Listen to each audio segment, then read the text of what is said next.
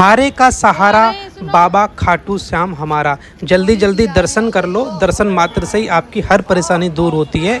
और आज हमें रिंगस राजस्थान में है और खाटू श्याम तक की जो निशान यात्रा का जो बहुत बड़ा महत्व होता है। निशान यात्रा एक तरह की पद यात्रा ही है और हम इस टाइम उत्सव गेस्ट हाउस में ठहरे हुए हैं और यहाँ पर यात्रा शुरू करने से पहले हम लोग तैयार हो रहे हैं और तैयार होने के बाद हम खाटू श्याम जी की यात्रा शुरू करेंगे। तो ज़्यादातर लोग अभी तैयार ही हो रहे हैं और यहाँ से खाटू श्याम की जो ध्वज है उसको निशान कहा जाता है और मुख्यतः ये रिंगस से ही शुरू हो जाती है, खाटू श्याम मंदिर तक जाती है, जो कि लगभग 17 से 18 किलोमीटर लंबी यात्रा होती है। और ये जो यहाँ पर निशान भवन है, यहीं से मुख्य रूप से यात्रा को शुरू करते हैं और भक्तगण अपनी श्रद्धा से अपने घर से भी शुरू कर सकते हैं और निशान भवन रिंगस से पैदल निशान यात्रा करते हैं। इस निशान चढ़ाने से बाबा शीघ्र प्रसन्न होते हैं और भक्त की जो मनोकामना है वो बहुत जल्दी पूर्ण होती है।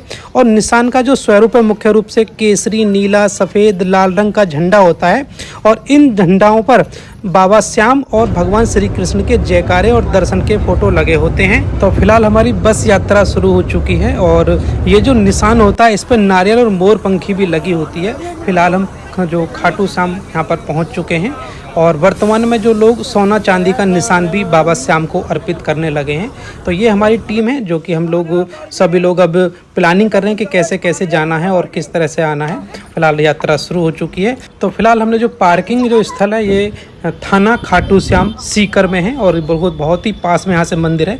तो बिल्कुल पार्किंग हमने पास में आके करी है और इससे आगे बढ़ते हैं। ये जो आप दिखाई दे रहे हैं ये श्री श्याम कुंड का द्वार है। इस द्वार के जैसे ही हम अंदर की तरफ चलेंगे तो आपको श्री श्याम कुंड दिखाई देगा, जो कि स्पेशली पुरुषों के लिए है और ये सीकर ज़िले में स्थित है राजस्थान में। और इसमें क्या है कि खाटू श्याम जी का जो शीश था, जिस धरा के भाव से अवतरित हुआ था, वो भाग जो है श्याम कुंड के नाम से जाना जाता है। और ऐसा माना जाता है कि इस कुंड में श्याम भक्त अच्छे मन से और सच्चे मन से यदि डुबकी लगा लेते हैं तो उनकी शरीर की सारी बुराइयां दूर होती हैं और उनका जो शरीर है वो बहुत धनी हो जाता है। और श्याम कुंड की अगर हम बात करें तो इसके मुख्य रूप से 2 भागों में विभक्त किया गया है।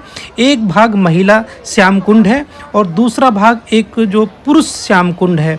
इस तरह से इन कुंड में लोग दर्शन भी करते हैं और साथ में स्नान भी करते हैं। और ये देखिएगा हम लोग फिलहाल श्याम कुंड के दर्शन करने के लिए यहाँ पर अब आए हुए हैं। तो ये श्री श्याम कुंड है जहाँ पर जो भक्तगण हैं वो अपने सच्चे मन से यहाँ पर देखो डुबकियाँ लगा रहे हैं और अपने जो बुराइयों को दूर कर रहे हैं, अपने शरीर को धनी बना रहे हैं। तो इस तरह से आप यदि आते हैं खाटू श्याम जी के दर्शन करने के लिए तो आपको श्याम कुंड के दर्शन भी जरूर करने चाहिए। तो चलिए दर्शन करने के बाद हम आगे अपनी यात्रा को बढ़ाते हैं और खाटू श्याम जी के द्वार की तरफ चल रहे हैं। चलिए यात्रा में आगे बढ़ते समय मैं आपको कहानी सुनाता हूँ। श्री खाटू श्याम जी भगवान श्री कृष्ण के कलयुगी अवतार हैं। बर्बरीक इनके बचपन का नाम है उर्फ खाटू श्याम जी या फिर श्याम बाबा पांडव भाइयों के बहादुर भाई भीम के पोते थे। वे घटोत्कच के पुत्र थे और इनकी माता का नाम जगदम्बा था, जिन्होंने इनको पाल पोस कर बड़ा किया था। कथाओं के अनुसार खाटू श्याम जी एक साहसी योद्धा थे। उनके पास एक अनोखा त्रिबाण था या फिर 3 बाण वाला धनुष था।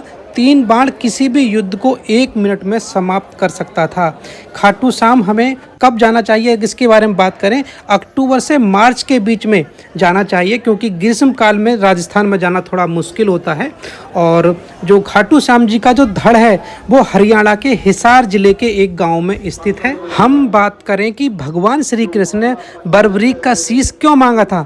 भगवान श्री कृष्ण जानते थे युद्ध में पांडवों की जीत होगी और माता को दिए गए वचन कि बर्बरीक केवल उसी सेना का साथ देगा जो हार रही होगी, जिससे कौरवों की सेना जीत सकती थी और अधर्म की जीत होगी। इसलिए ब्राह्मण भेष में श्री कृष्ण ने बर्बरीक को दान की इच्छा प्रकट की और दान में उन्होंने भगवान श्री कृष्ण ने बर्बरीक का शीश मांग लिया। खाटू श्याम का यह मंदिर संगमरमर से निर्मित है, अत्यंत भव्य है और मंदिर के दर्शन मात्र से ही मन को बड़ी शांति मिलती है।